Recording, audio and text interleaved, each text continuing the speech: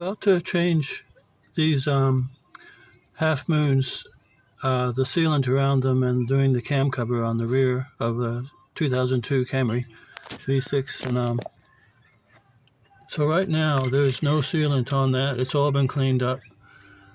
I've gotten a new half moon because my other half moon I foolishly broke from tapping on the side, and but we'll talk about that in a sec. Which is easy to do if you've never done it before, because it's covered on silicone on the outside, and if you start at the rear, you don't see what it's about because of the angle of the engine. But I did it right 3 years ago, but I had forgotten, and I can see how someone new might try to attempt that, but you don't do it that way. I'll show you what I've learned over the years and what I've learned just thinking about this now. With a straight edge on that half moon, when it's brand new or thoroughly cleaned, I can barely fit a 0.08 feeler gauge under that straight edge. And that's the way it should be. It's made to be where it takes up almost all that room. And if it drops lower than those, the head surface there's something wrong. Either you've gotten a wrong sized used part, or someone has sanded the top thinking they were doing the right thing but have reduced its thickness, or you've gotten the wrong part, or it really should be that tight of a tolerance when it goes in.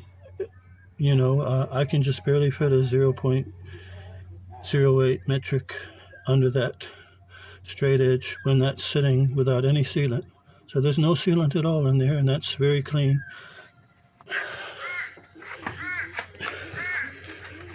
And the other thing I would just want to quickly say, the right way to tap these out is to use a non-bruising item, wood or rubber or something, and say that's sealed in. You just tap, tap, tap, and then what will happen is it will rise up. So it's just careful tapping until you see that happen. On these ones, I sprayed with a penetrating oil. I have seen on Amazon that for this car they make a rubber aftermarket one of this same size. And I would say if there was a rubber one in there, your tapping would get resisted too much, and you'd probably need a proper gasket dissolving or RTV dissolving product so that you could do that tapping. You'd still do it the same way, but you'd probably need a better product to help release it.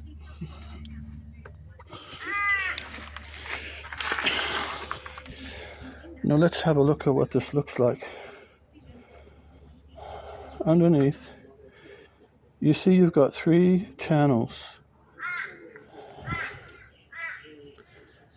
Now those 3 channels, you can put your fingernail in them. Those form a sealing bead, 3 sealing beads. And the 2 bars are going to actually touch just about. Maybe a very small amount of silicone between them, but they pretty much touch, just as what you saw me do on a dry fit. It's really these 3 channels that create the blockage and the sealing, supported by these lips on each end. Now let's look at that for a sec. If you were new to this, you'd probably only just clean this, right? Well, wait, we'll take that out.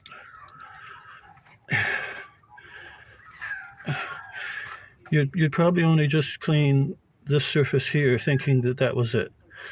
But that side flange, because it wraps around, you must clean these side areas as best you can, because those little 3 mil or 4 mil on each side of that actually bonds to the inside of that flange or lip,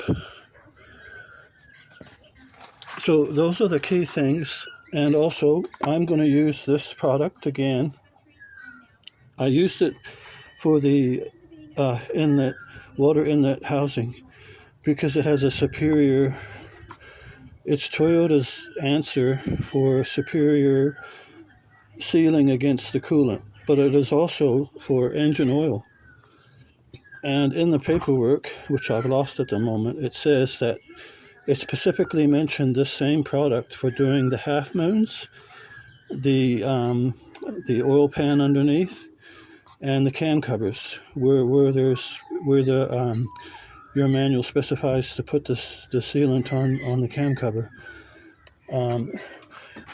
which is basically it had to do that now. Which is basically these rear journals. I don't know if journal is the right word, but on each side of that semicircle, you put your sealant.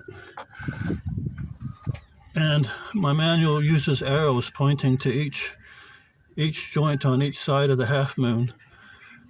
But it doesn't say whether to smear straight across or just on each side.